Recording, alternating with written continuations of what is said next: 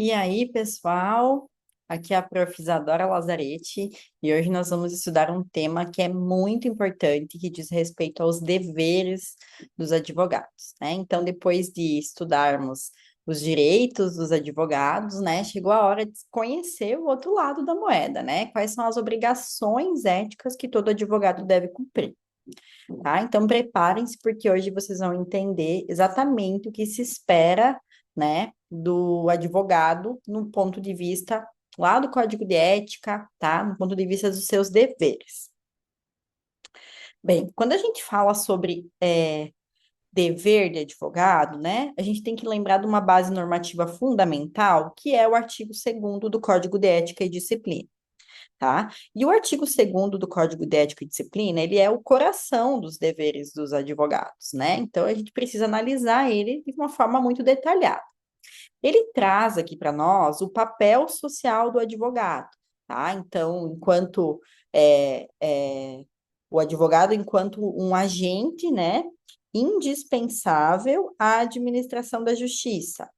Ah, então, o que que isso aqui está me dizendo? Ele está reproduzindo, né, o que está previsto lá no artigo 133 da Constituição Federal, né? Ele eleva o advogado a um status constitucional de agente essencial da justiça e não um mero prestador de serviços, tá? E o advogado como defensor do Estado Democrático de Direito, né? Por quê?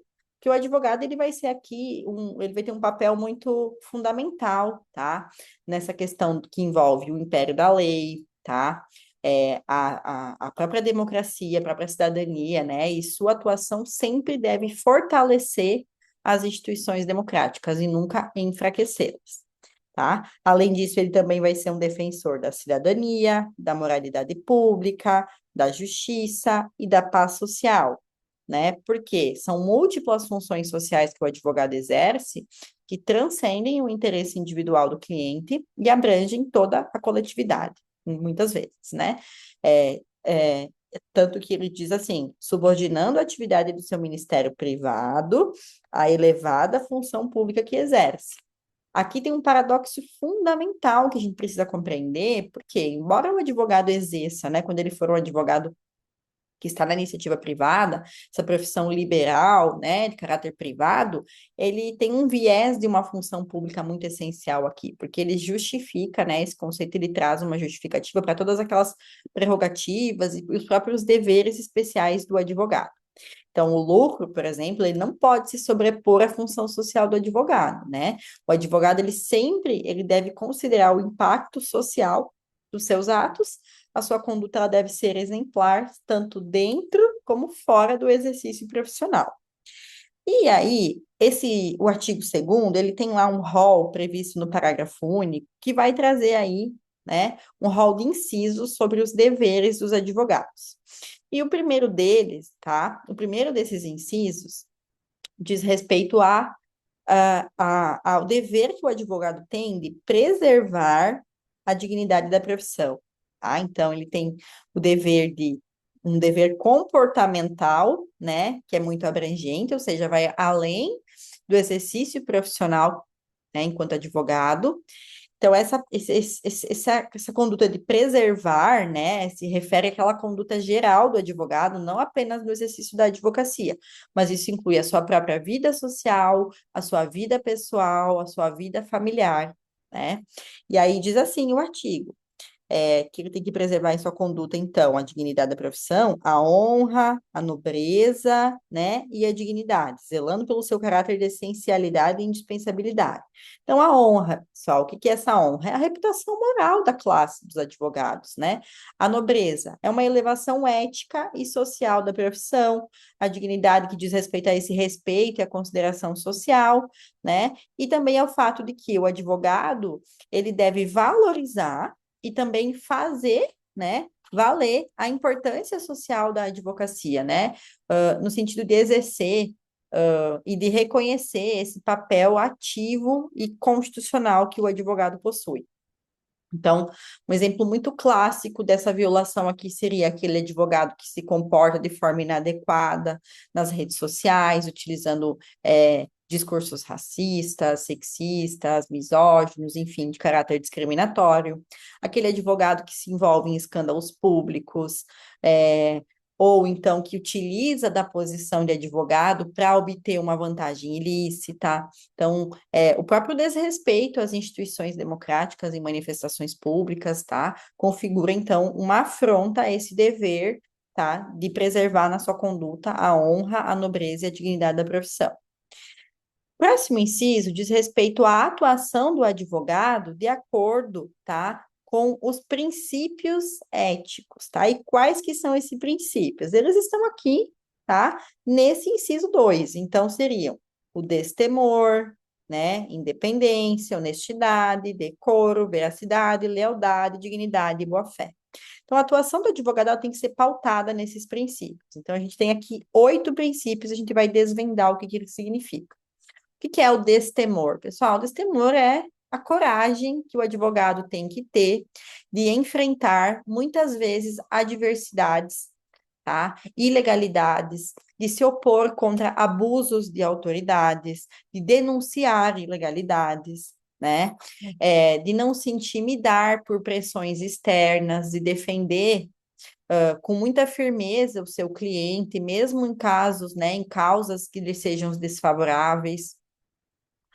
A independência aqui diz respeito à própria autonomia profissional do advogado, né? No sentido que dele não se subordinar a uma pressão política, a uma pressão econômica, a uma pressão social, a uma ameaça, né? Dele ter a liberdade técnica de conduzir essa causa de acordo com o seu conhecimento jurídico, tá? Sem se deixar levar, né? Sem se deixar influenciar por outras pressões externas, ainda que do próprio cliente. Ou mesmo o caso aqui, pode ser citado um exemplo, né, do advogado que pode recusar, né, aquelas orientações do cliente em relação a algum processo que violem a lei ou a ética, né? Uma lei dissimulada, por exemplo, que deve se opor a esse tipo de prática. Honestidade, né, gente? O que é honestidade aqui? É a transparência em todas as suas relações profissionais, né, entre advogado e cliente, de não omitir informações que sejam relevantes a prestar para o seu cliente, de ser verdadeiro sobre as chances que ele tem de êxito, os custos, de prestar contas adequadamente, de informar o seu cliente, né, sobre as dificuldades que podem ser enfrentadas numa causa, tá?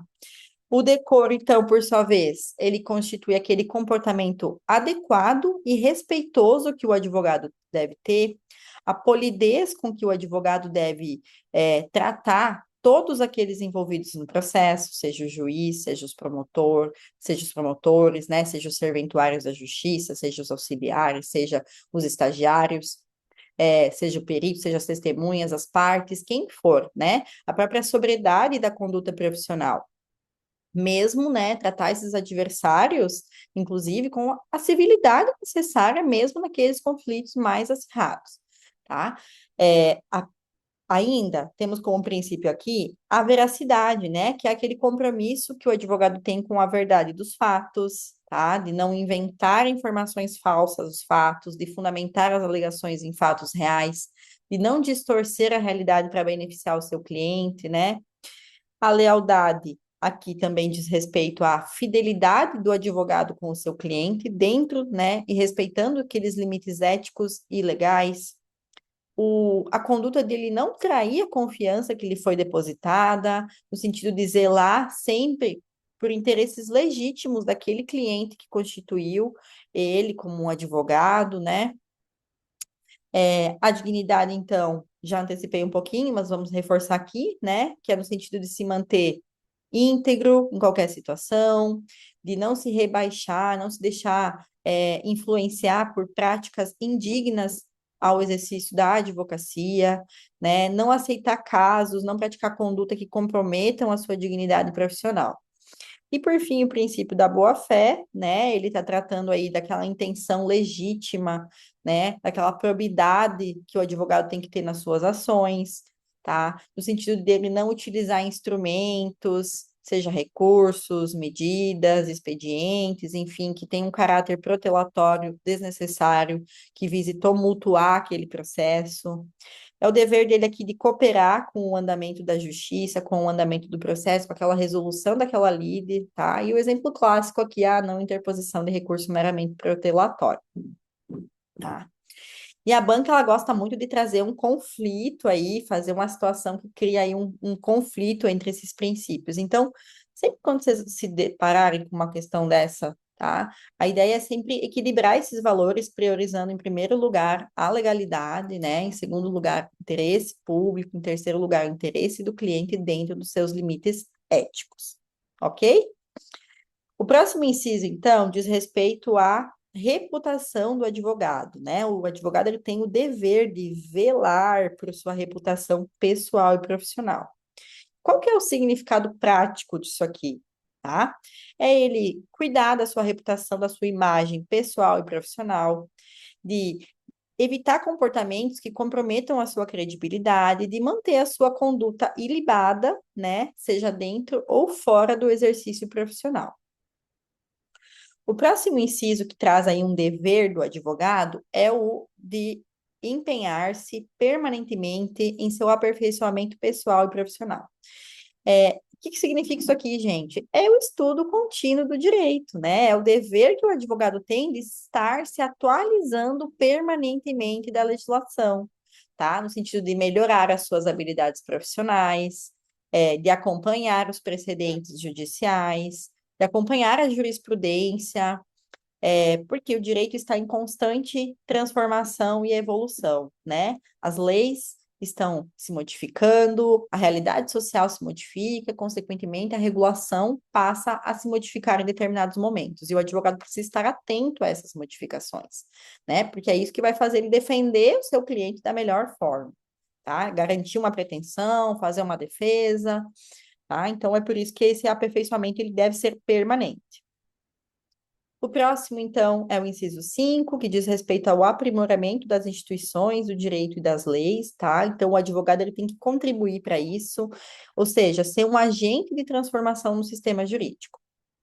O próximo diz respeito ao estímulo à conciliação. Então, o advogado tem o dever de estimular a conciliação entre os litigantes, né? E sempre que possível prevenir um litígio. Por quê? Porque ele tem que ser um pacificador e não um fomentador de conflito, né? Claro que existem situações que nem sempre vai ser possível ter acordo, né? Mas pelo menos estar aberto à possibilidade de buscar um acordo antes do processo ou durante esse processo, de orientar o cliente sobre as vantagens da conciliação, sobre os riscos posteriores de uma demanda, né? Que vai ter que ser analisada sob os olhos de um terceiro, né? E não das próprias partes, que nesse caso aqui, quando não se obtém a conciliação, no sentido de evitar litígios desnecessários que possam ser a vir resolvidos entre as próprias partes por meio de uma conciliação. O próximo inciso diz respeito a desaconselhar lides temerárias, certo? Ou seja, que é aconselhar o cliente a não ingressar em aventuras judiciais. Pessoal, esse aqui é um dos incisos mais cobrados, tá? Por quê? Porque ele é um dos deveres mais importantes do advogado, porque ele materializa o princípio da antimercantilização da advocacia, tá? Que é muito importante aqui. Então, é o dever que o advogado tem de aconselhar o cliente dele a não ingressar com uma lide que ele sabe ser temerária, né? Um dever que é ativo, que deve ser ativo, no sentido de desestimular ações que sejam inviáveis, que o advogado tenha conhecimento dessa inviabilidade. Então, não basta apenas não propor, ele deve ativamente desaconselhar, tá? No sentido de que ele não procure outro profissional para realizar esse tipo de demanda, né? Quando se tratar de uma ação que não tem base jurídica, de um processo que tem uma chance remota de êxito, quando, por exemplo, já há um precedente fixado, já há uma tese vinculante, enfim, que não há, que se tem, né, a possibilidade de verificar que não haverá êxito naquela causa, ou aquelas demandas que são movidas apenas para pressionar o adversário, para provocar a parte contrária, né? Líderes que são manifestamente temerárias ou infundadas. O que isso aqui decorre? Decorre lá do princípio da boa-fé processual, previsto lá no artigo 5º do CPC, certo? Traz aí também a questão do dever de lealdade com o próprio cliente, o combate à litigância predatória, né?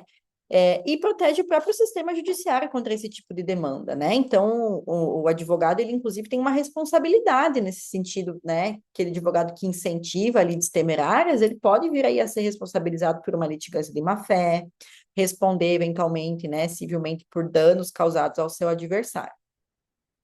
É o caso daquele cliente que quer processar, né, determinada pessoa por um dano moral que não existe, que não se verifica, né, um dano moral naquela situação concreta, né? Então, o dever do advogado é de explicar que não há um dano moral configurado, tá? E desaconselhar esse tipo de ação judicial, ou talvez, né, tentar sugerir aí uma tentativa de uma composição amigável, porque ele não pode simplesmente propor esse tipo de ação, quando for uma lei temerária, só para receber os honorários.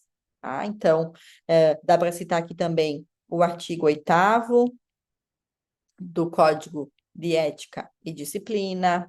A gente pode citar também aqui o artigo 32 do Estatuto da Advocacia e da OAB, né? O próprio artigo 80 do CPC, né, que vai trazer aí também as disposições sobre litigância de má-fé. Tá? Então, a banca ela costuma criar cenários aqui onde o cliente insiste na propositura da ação, mesmo após ter sido desaconselhado pelo advogado. Né? Então, o advogado aqui ele pode se recusar a patrocinar essa causa, ou inclusive, e também, né, renunciar àquele instrumento de procuração que lhe foi otorgado. Próximo inciso é o inciso 8, diz respeito ao dever que o advogado tem de realizar abstenções que são obrigatórias. Quais seriam essas abstenções obrigatórias, né? Tem o dever, então, de abster-se de utilizar influência indevida em seu benefício do cliente, né? É aquela proibição de utilizar a sua posição de advogado, seus relacionamentos ou um cargo para obter vantagens ilícitas, né? A linha B, vincular o seu nome a empreendimentos sabidamente escusos. É aquela proibição que o advogado tem de se associar a negócios duvidosos, a atividades ilícitas que vão comprometer a sua reputação, tá? A linha C, emprestar concurso àqueles que atentem contra a ética, a moral, a honestidade, a dignidade da pessoa humana. Ou seja, o advogado ele tem o dever, né, de ajudar e de colaborar na promoção de direitos humanos e fundamentais, e não práticas que violem direitos humanos e fundamentais, tá? É isso que está dizendo aqui. A linha D, entender-se diretamente com a parte adversa, que tenha patrono constituído, sem o assentimento deste. Esse aqui, pessoal, é um dever que o advogado tem de não se comunicar diretamente com a parte contrária, tá? É uma regra muito importante, uma regra de ouro, tá? Uma das mais cobradas nas provas da FGV, tá? Por quê? Porque esse entender-se diretamente diz respeito a fazer contato com a parte contrária, né? O advogado fazer contato com a parte contrária, e isso envolve qualquer tipo de comunicação, quando essa parte tenha advogado constituído. Então, o que que é o que que a gente pode compreender por esse entender-se diretamente, né? Conversas pessoais, ligações telefônicas, mensagens, né, de WhatsApp, e-mail, SMS, correspondências, enfim, reuniões, negociações. A parte adversa vai ser aquela pessoa física, tá? Pessoa física ou pessoa jurídica, por meio do seu representante, que já tem advogado constituído, que tem interesses conflitantes e está com a parte contrária daquele processo, numa posição efetivamente antagônica, tá? E a condição essencial aqui, né, para verificar eventual infração ética é se ela tem patrono constituído, essa parte contrária, né? Tem que ter aí um patrono constituído através de uma procuração válida. Por quê? Se não houver procurador, não vai haver aí uma infração ao dever ético. Ou então, o advogado ainda vai poder fazer contato com a parte contrária né, salvo, né, se houver o consentimento, né, ou assentimento desse advogado, tá? Por quê? que ele autorizando, é possível que o advogado da parte contrária converse diretamente com a outra parte, né? Então, imagine o caso de uma ação trabalhista, tá? A gente tem o advogado João, que representa o empregado, né? O reclamante. E a empresa, tá? Na qualidade de reclamada, ela tem o Pedro como advogado. Nesse caso, gente, o advogado do reclamante, que aqui no nosso exemplo é o João, ele não vai poder fazer contato diretamente com o RH da empresa, enviar propostas para o representante da pessoa jurídica, né? Ele precisa contatar com o advogado da empresa, né? Ele precisa dirigir todas as comunicações ao advogado da empresa, tá? Então, nesse caso, é muito importante lembrar desses exemplos. E também tem aquele outro caso que é o contrário, né? Que é quando a parte contrária voluntariamente vai fazer contato com o advogado sem consentimento do advogado que ela tem constituído. Então, vamos dar um exemplo aqui. A Maria é advogada do credor, uma ação de cobrança, tá? E o devedor, ele é representado pela Ana. Então, a gente tem aqui duas advogadas, uma representa o credor e outra o devedor. Aí vamos dizer, né? Vamos fazer uma situação hipotética aqui, que o devedor encontra a Maria na rua e diz assim para ela: E aí, doutora Maria, vamos conversar para resolver aquela dívida? Vamos fazer um acordo? A Maria, enquanto advogada do credor, tá? Sabendo que o devedor possui advogada constituída, que é a Ana, ela não vai poder conversar com ele sobre o caso, né? Ela deve educadamente recusar, né, essa proposta, essa conversa e explicar que ele deve conversar com a advogada dele, que é a Ana, tá? No sentido de só fornecer essa orientação. Então, é muito importante lembrar desse aspecto aqui quando se trata desse tratamento com a parte contrária. É muito, muito importante. E a última linha diz respeito ao ingresso ou atuação, né? Ingressar ou atuar em pleitos administrativos ou judiciais perante autoridades com as quais tenha vínculos negociais ou familiares. Por quê, pessoal? Porque é uma proibição que o advogado tem de prestar serviços, né? De advogar, de atuar, ingressar, enfim, feitos perante parentes ou pessoas com quem ele tem negócios. Por quê, né, pessoal? Porque aqui tem um claro conflito de interesses. Não pode fazer isso no mesmo momento, tá? Por último, então, a gente tem aqui a defesa da cidadania, tá? Que o advogado tem o dever de pugnar pela solução dos problemas da cidadania e efetivação dos seus direitos individuais, coletivos e difusos no âmbito da comunidade. Aqui é a básica né, da função social, que o advogado ele deve ser defensor desses direitos da sociedade. Nós temos ainda algumas situações específicas que estão lá no artigo 5º, que diz respeito à proibição da mercantilização. Também é um dos artigos do Código de Ética e Disciplina que é muito cobrado nas provas da FGV, tá? Então, prestem muita atenção aqui, porque esse artigo, ele traz um dos princípios fundamentais da advocacia, que estabelece uma barreira ética intransponível entre a advocacia e a atividade empresarial, né? O comércio, por exemplo.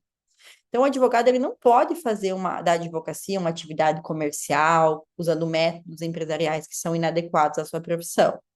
Então, qual que é a lógica aqui, tá? A gente não pode ter práticas abusivas, enganosas, excessivas de publicidade, né? Não, também tem a questão da vedação da captação ilícita de clientes, tá? Então, aqui no âmbito da publicidade enganosa ou excessiva, tá? O que é proibido? Por exemplo, aquela divulgação assim, ganhe sempre, 100% de êxito garantido. Não pode, pessoal.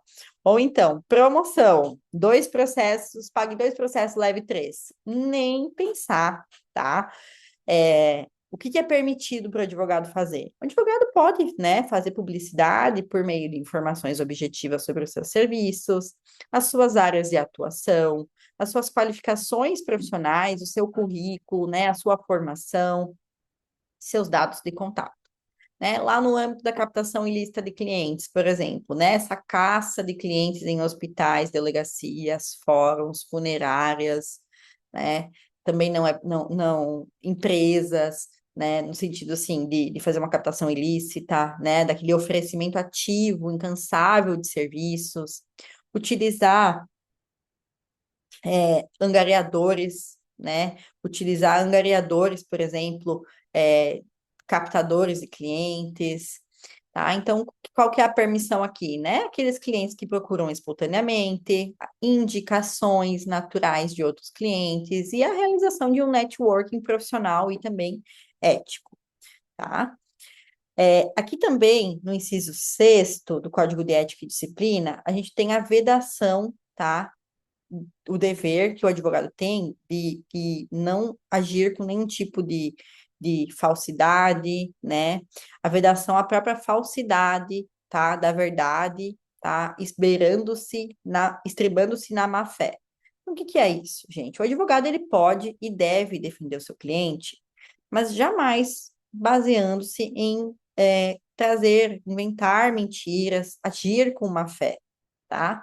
Aqui também traz a questão, né, de alterar a verdade dos fatos, de criar leads simuladas, né? Então, isso o advogado não pode fazer.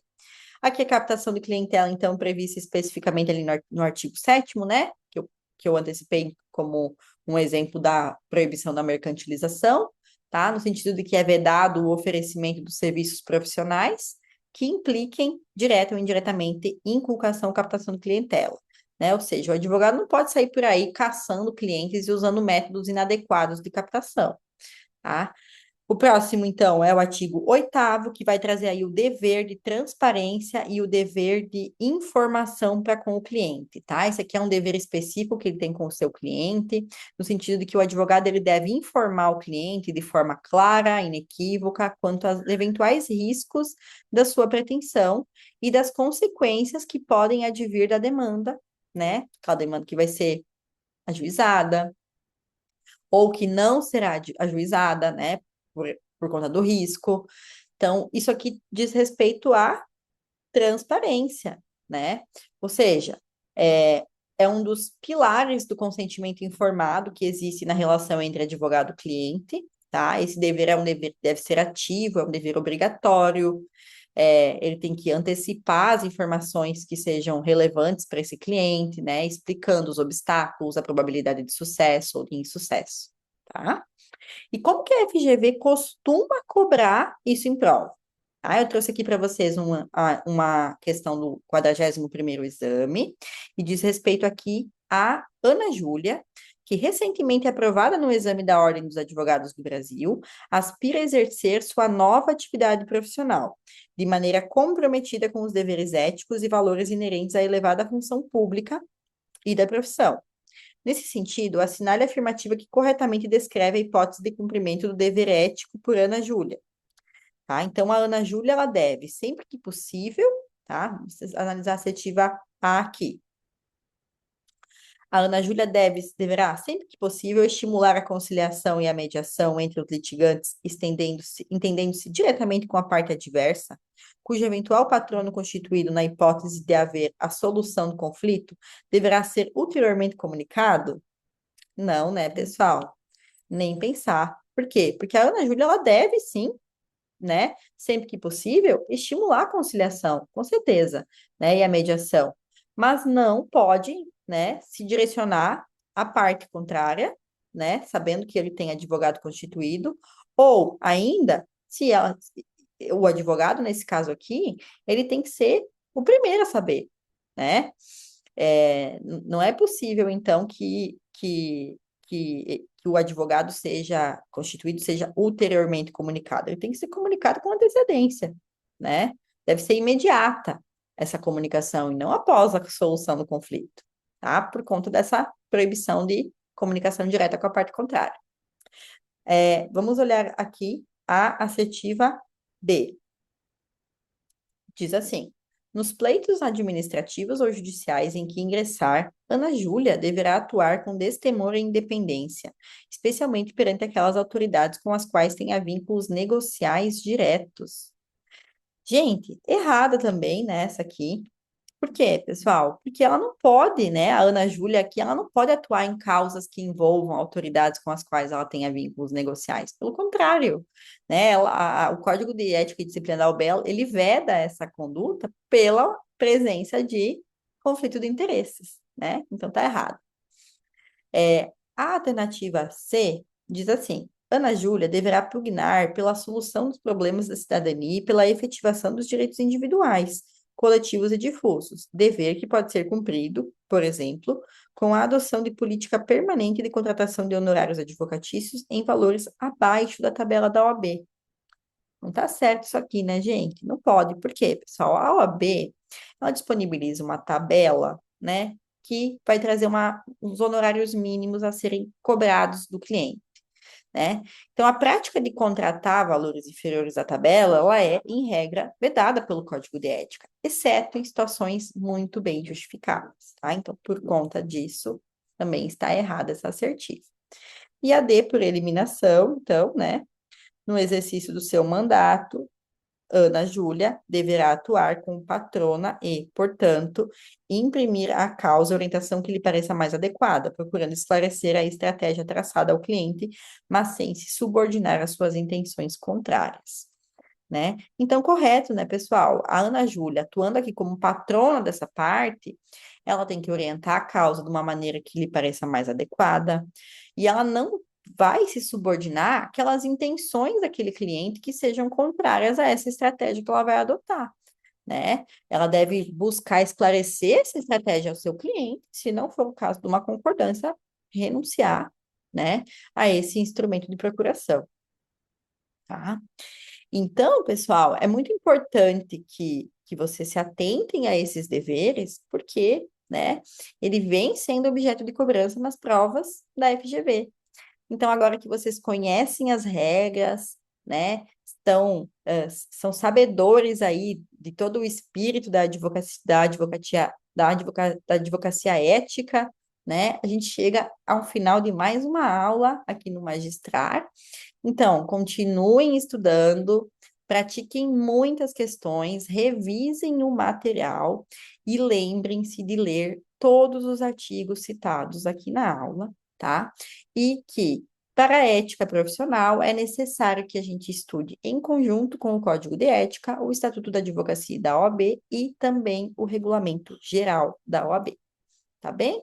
Então, não saiam do caminho, foco, determinação, e nós nos vemos na próxima aula, né, para continuarmos essa jornada rumo à sua aprovação na OAB. Um abraço e sucesso. Até mais.